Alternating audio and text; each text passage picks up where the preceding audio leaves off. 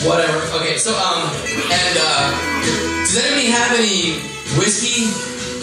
Does anybody have whiskey? What do you got? Come here. Thank you. So, tonight we'll be, having whiskey instead of Fernet, because I didn't buy any, so, and that's the way it rolls here. You know? And you're going this way. Get your own!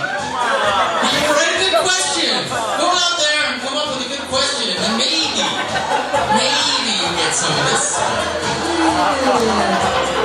That's how it works, baby.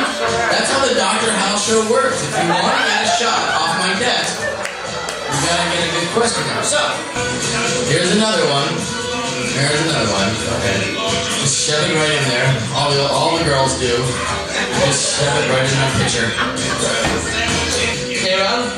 Can we please have some appropriate music so that we can venture off to the nether regions? Now that's inappropriate music.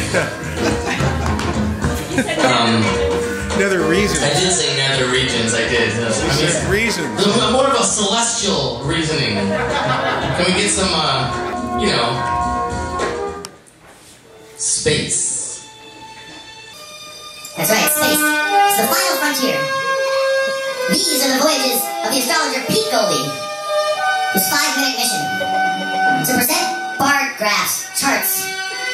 To show videos from strange solar systems. To get in and out without making one joke he possibly can. Ladies and gentlemen, Pete Goldie. Yes, it is. Really? Well, if sexy means me talking the way I always talk, then it's the sexy. What do we have here? Everyone read Hal's newsletter for the week, correct? Did anybody read that? Show of hands. Thing? No one. No. You actually read it all the way through? Did you really read it? All the way? Cut it up here. Alright. Make sure you tell Jimmy how delicious his bourbon is. Jimmy. Yum. Makes you want to touch yourself all over. I had something else in mind, but... Did you know that an asteroid struck Earth? Oh no. Yeah, in October. When the asteroid was coming zooming toward Earth, there it is, that little dot. That's it? Coming at us. They saw this and they went, and they actually sat down, and they have some automated software whenever they detect a new object that will calculate its orbital parameters. And they would have paid no attention to that particular dot, except the software crashed. It did not produce a solution. And they went, what's going on here? So they looked a little closer and said, oh, the reason the software doesn't work is because the orbit intersects with Earth. And so they all sat up straight and said, hey, dude, that's... Brace for impact! That asteroid was 80 tons. It was about the size of a small car. Yeah. Buick. A Buick is an international system of measurement. Yeah, a Buick.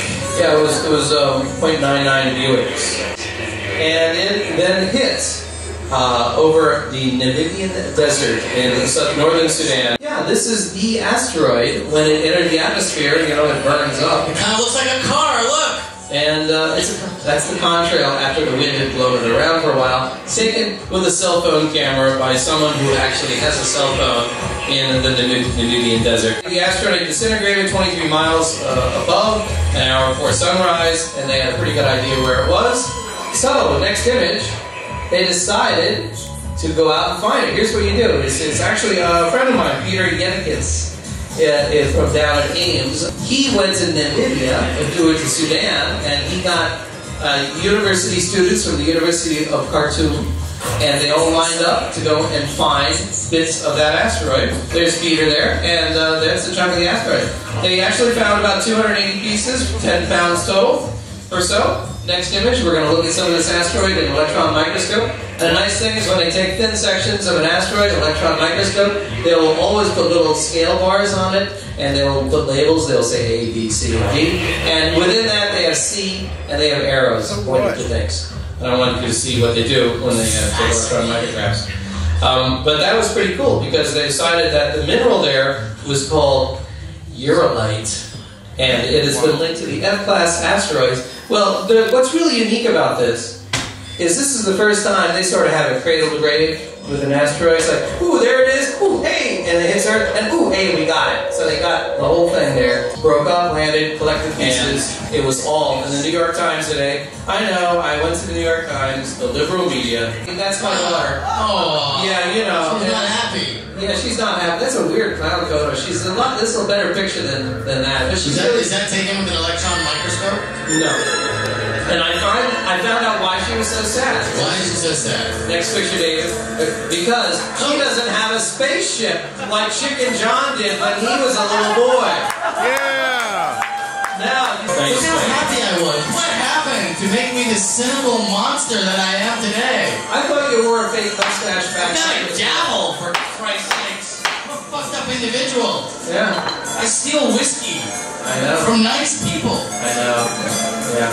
Who here is old enough to remember when this photograph was in Life magazine? But this was the picture of the century. The picture of the century, because it was the first image that they actually took from a lunar orbiter in 1966. This image was taken tangentially at the Copernicus crater, which you see in the upper part of it. It's a little hard to make out, but this is a very large crater there.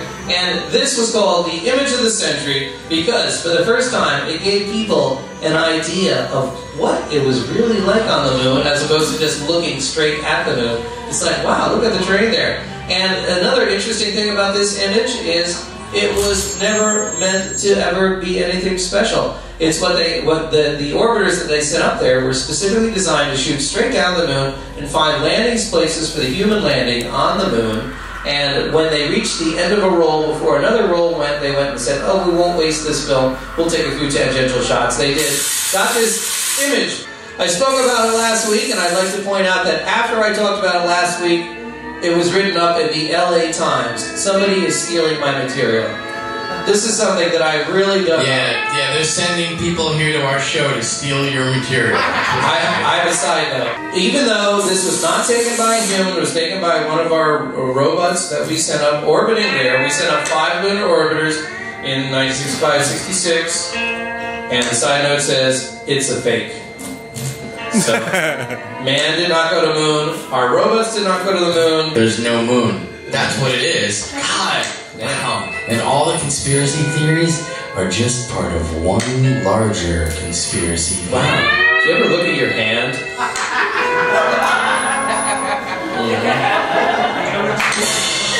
Anyway, let's take a moment here because I am still the only segment of the Ask Dr. Hal show who's able to bring in revenue because I have a sponsor. Chicken John's Jar of Reasons Why You'd Want to Go and Sail on the Adriatic Sea in a bunch of leaky boats. And my spokesmodel is bringing out a fresh jar of reasons why art boats and why you want to go too. This thing with art boats. An entire continent of people who have not lent you their ladder. I use that every day. Alright, good. I borrowed his ladder, I haven't heard the end of it. I'm gonna get it back to him. I might get laid by a Euro art chick. It's summer, and I look so good in a thong. 100% confirmed. What? You believe me? Oh, you're so good. I didn't put that in the elevator. That's confirmed. Chance to misspell simple words in several new languages. Because the art boat genre is totally unexplored. It was written on the last slip of paper in the big plans jar. Hey now, wait a minute, the Adriatic Sea is where? I thought it was in South Jersey. No parking tickets given on the Adriatic. Here we go. It's a great way to make use of a bailout. The Hudson River is now too crowded with art airplanes. In this economy, why the fuck not? Okay, there we go. Paul Addis hasn't set fire to an art boat yet, okay? Yeah. Because life has no meaning after the finale of Battlestar Galactica, my Twitters will be awesome. It's more fun than just having an abortion because it's 2 months without any space science report. Thank God. Yeah. Oh yeah, there's Tiny Moon Pan, which is inside the inky gap. Okay, I'm totally gonna kill you now. This moon is, it's only a couple of Are you fucking kidding me? Come on, it's only 19 miles wide, this little moon, you see it? But it too is casting a shadow. You see the little shadow it's casting on Next image, David. We have to zoom in on this. You see, even little noodle Pan is cute. casting a shadow on the rings of Saturn. Checking out enough? No jury would convict me. Is that it? Really? We're done? Thank God. He's gone. Use sunblock.